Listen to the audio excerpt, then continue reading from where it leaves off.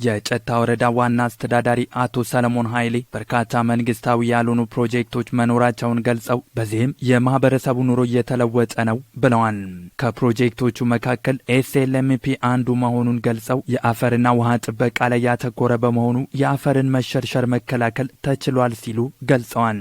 በእኛ ወረዳ ደረጃ መንግስታዊ ያልሆኑ ድርጅቶች አሉ።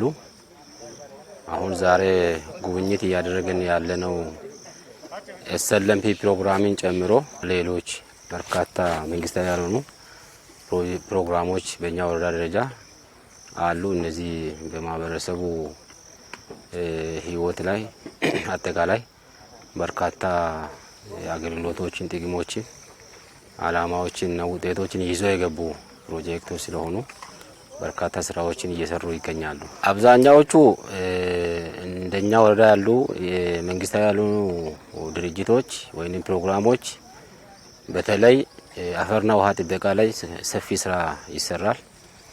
አፈርና ውሃ ጥበቃ ስራዎች በመሰራታቸው በርካታ ጥቅሞችን ማህበረሰቡ እያገኘ ይገኛል።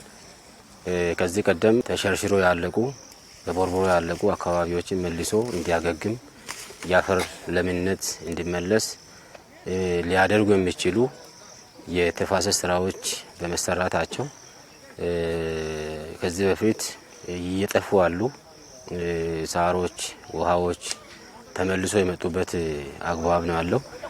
የአየር ንብረት የማስተካከል ስራም ይሄ የተለያዩ የተፋሰስ ስራዎች በመሰራታቸው እነዚህን ግልጋሎቶች ለማህበረሰቡ እየሰጠ ነው የሚገኘው።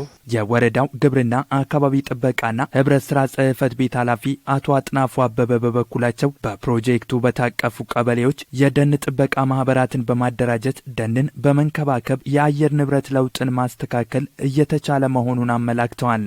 ነዋሪዎቹ በበግ እርባታ፣ በንብ ማነብና በግብርና ዘርፍ ተደራጅተው ኑሯቸውን እያሻሻሉ መሆናቸውን የተናገሩት ኃላፊው በፕሮጀክቱ ድጋፍ የስራ ዕድል እየተፈጠረ ነው ብለዋል። አካባቢ ላይ የአርሶ አደርን ኑሮ ማሻሻል ስራዎችን ሰርተዋል። የተለያዩ ጥቅሞችን ሰጥተዋል። የአፈር ለምነትን ጠብቋል። የሳሱ የተመነመኑ የሄዱ ደኖችን የመልሶ ማገገም ስራዎችም ተሰርተዋል። አጠቃላይ የአየር ሁኔታ ዛሬ ከ10 ዓመት እና ከዛ በፊት የነበረው ሁኔታ እንደ አካባቢያችንም ብንመጣ በጣም አስቸጋሪ ነበረ። የዛባ የአየር ሁኔታም እንደነበረ እናውቃለን። ኋላ እነዚህ ነገሮች ማድረግ ስንጀምር የአየር ሁኔታ ኖርማል የሆነ የመጣበት ሁኔታን የገመገምንበት ሁኔታ ነው ነበረው። እንግዲህ ኤስኤልኤምፒ ፕሮጀክት ቅድም እንዳልኩት ይሄኛው ሴንትራል ችግኝ ጣቢያ ነው የሚባለው፣ ዋናው ችግኝ ጣቢያ ነው። የማህበረሰብ ችግኝ ጣቢያዎችም አሉ።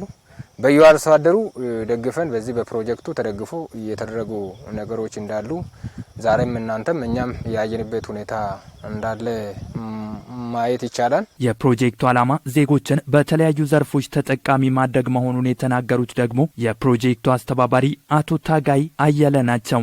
በፕሮጀክቱ ድጋፍ በአካባቢው ምርትና ምርታማነትን በማሳደግ ለማህበረሰቡ የገቢ ምንጭ ሊሆኑ የሚችሉ ችግኞች እየተተከሉ መሆናቸውን ገልጸዋል።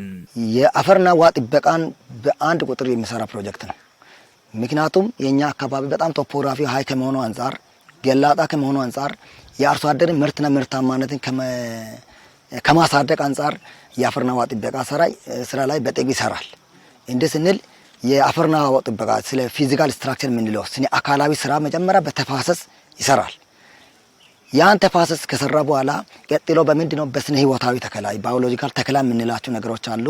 በሙዝ ሰርጥ፣ በቤቲባር፣ በደሾ ሳር ተብሎ የአፈሩ ያ የተቆፈረ አፈር ከላይ የሚመጣው ጎርፍ መሬቱን አጥፎ የላይኛውን የለም አፈር እንዳይወስድ ከላይ የሚመጣ ጎርፉ እዚህ ላይ በጣም ራኖፎ እንዲቀመጥ እንዲረጋጋና ለወደፊት ምርትና ምርታማነት እንዲጨምር የአርሶ አደር ማሳን በትክክል ተለይቶ የሚሰራ ፕሮጀክት ነው። የቦባ ቀበሌ ግብርና ባለሙያ አቶ ብርሃን ወልደ ማርያም የቀበሌው ማህበረሰብ ችግኝ ከመትከል ባሻገር የተተከሉትን መንከባከብ እንዳለበት አሳስበዋል።